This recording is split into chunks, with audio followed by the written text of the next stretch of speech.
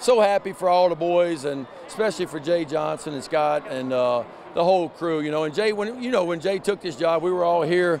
Just seemed like 2 years ago here, and first thing came out of his mouth is, my main goal is to put LSU back on top of the college baseball world. That's what he said from day one. It took him all of 2 years to do that. So this feels like, for me, and I know national championships are hard to win, but this just feels like another run of LSU baseball is about to crank up.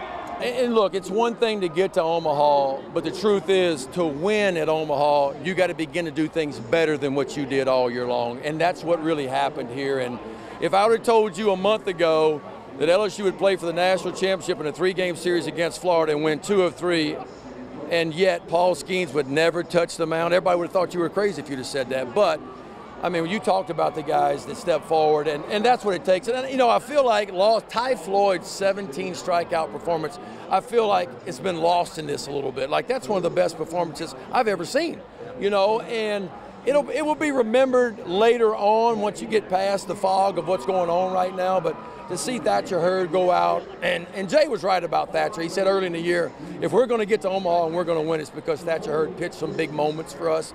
He did that down the stretch. Herring was good. Riley Cooper, how about the job Cooper did? Cooper was so good. So it was a group effort from a bunch of guys that, quite frankly, had their struggles during the year, but when it mattered the most, they were kind of ready to rally the troops and got it done. And Ben, you know how this game can really beat you up, right? For Jordan Thompson to go through what he went through, 1 for 30, the errors, I mean, he was living a nightmare. And at the most important time, he elevated his game.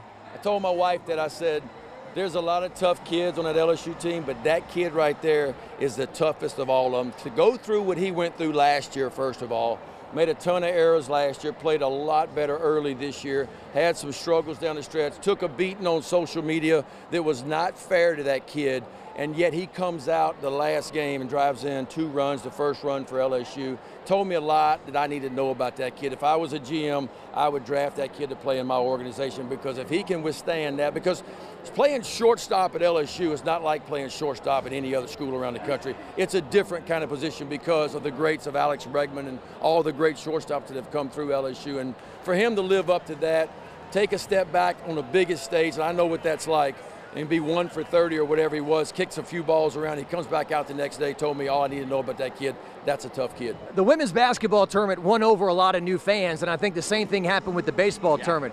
Even the, grouchy baseball is boring guy, these games were incredible. Yeah, and the viewership said that too. I mean, it was the most watched College World Series ever.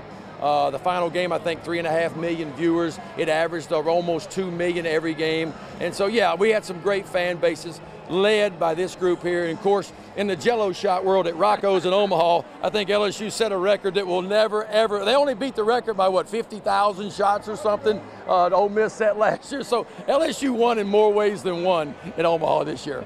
I'm going to let you go. I won't ask you, can they do it again next year, man?